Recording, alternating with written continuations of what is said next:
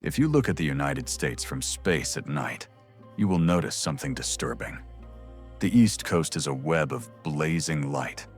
But right here, in the middle of the country, the lights just turn off. This isn't a power outage, and it isn't a glitch. There is an invisible wall that splits the United States into two completely different planets. To the east of this line, 80% of Americans live, work, and eat. But cross just 1 inch to the west, and the population collapses. The rain stops, and the land becomes a graveyard for those who tried to tame it. Why does this line exist? And why are scientists warning that this invisible wall is actually moving right towards the cities that think they are safe? To understand why this line exists, we have to look at the sky, not the ground. The 100th meridian is not just a line on a map. It is a climatological wall. East of this line, the humid air from the Gulf of Mexico pushes north. Colliding with cold air from Canada, this collision creates rain, lots of it. This steady supply of water allowed for traditional farming, where crops like corn and wheat could grow without any irrigation. But as you cross the line moving west, the influence of the Gulf fades away. The Rocky Mountains act as a massive shield, blocking moisture from the Pacific Ocean. The result is a rain shadow that leaves the Great Plains and the American West starved of water. When early settlers moved west, they didn't just cross a border. They crossed into a climate zone that broke their understanding of agriculture. This harsh reality was first documented by a geologist named John Wesley Powell in the 1870s. Powell warned the U.S. government that their standard method of settling land would fail past the 100th meridian. He argued that the West was too dry for small family farms, and that water, not land, would be the most valuable resource. The government ignored him. They continued to encourage settlers to claim land in the arid zone, promising that rain follows the plow. This was a disastrous lie. Thousands of families moved into the Dakotas, Nebraska, and Kansas, only to watch their crops wither and die in the parched soil.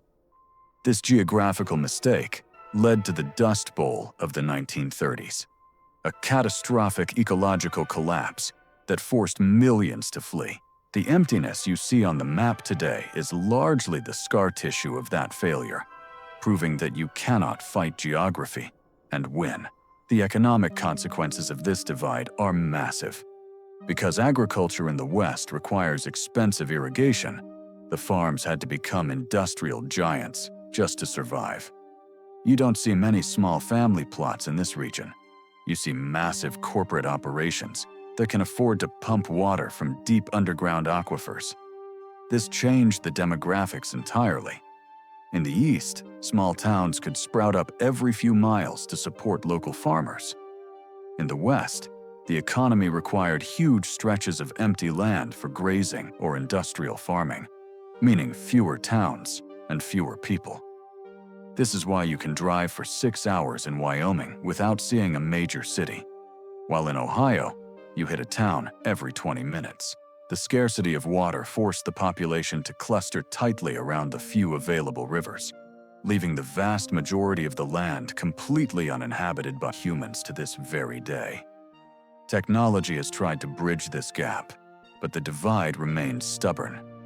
The invention of air conditioning and the construction of massive dams like the Hoover Dam allowed cities like Las Vegas and Phoenix to explode in size. However, these are artificial oases.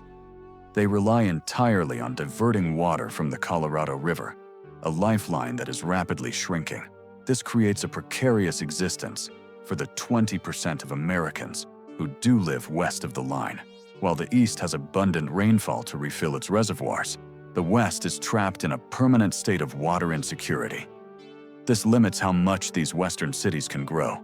A city like Atlanta can expand almost indefinitely because water is plentiful. A city like Tucson is mathematically limited by how much water it can pump from the ground. The geography imposes a hard ceiling on population growth that technology can mitigate, but never truly erase. This divide also shaped the political map of the United States. The empty spaces of the West are predominantly rural and conservative, focusing on resource extraction, mining, and ranching. The rights to land and water are the most critical political issues here. In contrast, the dense population centers east of the line are more urban and industrial, with politics focused on infrastructure and social services. This is not just a cultural difference, it is a geographical one. The needs of a farmer in a rain-soaked field in Indiana are fundamentally different from a rancher in the arid scrub of Nevada. The 100th meridian is effectively the border between two different economies.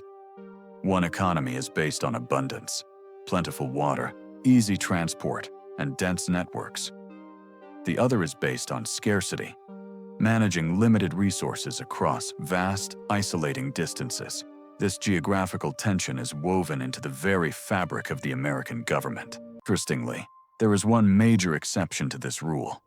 The Pacific Coast, California, Oregon, and Washington are densely populated, but they are technically west of the line.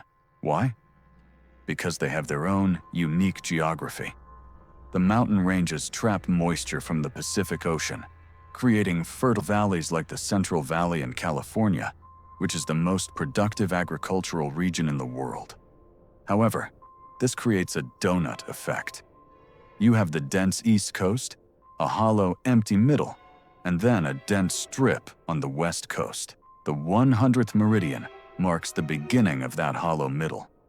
It is a massive buffer zone, 1,000 miles wide, separating the two coastal power centers. This vast interior is essential for things the coasts cannot do, housing nuclear missile silos, massive wind farms, and national parks. The emptiness is not wasted space. It is strategically necessary for the nation. The future of this line is shifting. Climate change is actually pushing the 100th meridian eastward. As the planet warms, the arid zone is expanding. Farmers in Iowa and Illinois, who historically never worried about irrigation, are now facing drier summers. This invisible wall is moving, and it threatens to swallow the breadbasket of America. If the line moves too far east, the agricultural output of the United States could collapse. We are already seeing the Ogallala Aquifer, the massive underground lake that irrigates the Great Plains, drying up at an alarming rate. We have been borrowing water from the past to support life in a region that geography says should be empty. As that water runs out, the population map might start to look even more lopsided. The emptiness of the West is not shrinking. In terms of water viability, it is actually growing and encroaching on the East.